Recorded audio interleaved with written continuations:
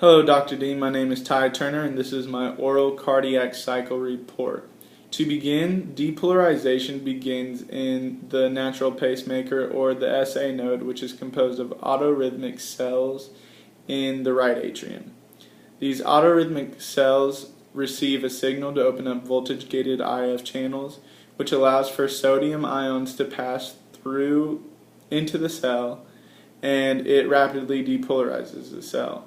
When threshold is met, voltage-gated calcium channels in the SA node open, and this allows for calcium ions to move in, and this produces an action potential. So the action potential begins at the SA node and is distributed across the wall of the atria through internodal pathways to the AV node.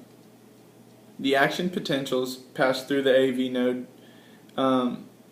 more slowly due to there being less gap junctions, and this is to allow for the atria to contract, which is also known as atrial systole.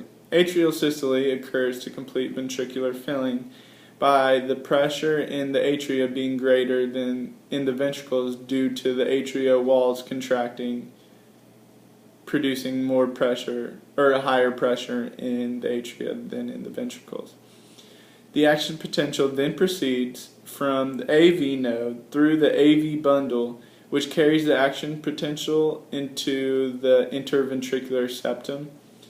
And these AV bundles then divide into the right and left bundle branches, and from there the action potential descends rapidly to the apex of each ventricle along the bundle branches. The action potential is then carried from the bundle branches to the Purkinje fibers to the ventricular walls.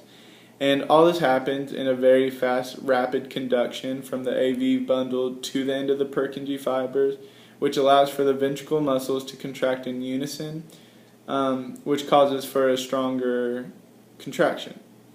During the isovolumic ventricular isolation, the AV valves close, which is the first heart sound you hear, due to the pressure in the ventricles exceeding the pressure of the atria, because the atria has undergone repolarization, is in the state of relaxation, or atrial diastole, and the ventricles are undergoing the first phase of the ventricular contraction. At the same time, the pressure in the ventricles continues to rise. It becomes greater than that of the pressure in the aorta and the pulmonary trunk, which causes the SV valves to open. In early ventricular diastole, where the ventricle is starting to relax, the ventricle begins to have a lower pressure than that of the aorta and the pulmonary trunk, causing blood to flow back towards the ventricles, and the blood actually causes for the SV valves to close, which is the second sound you hear of the heartbeat. Also, the AV valves are still closed during this time.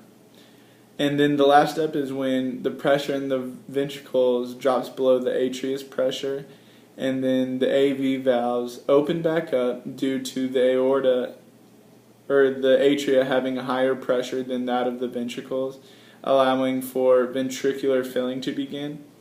And this accounts for most of the blood flown into the ventricles before the cycle repeats. And then atrial systole occurs, topping off the ventricular filling, and you go through the cycle again. And that is the end of my oral cycle, or my oral cardiac cycle report. Thank you.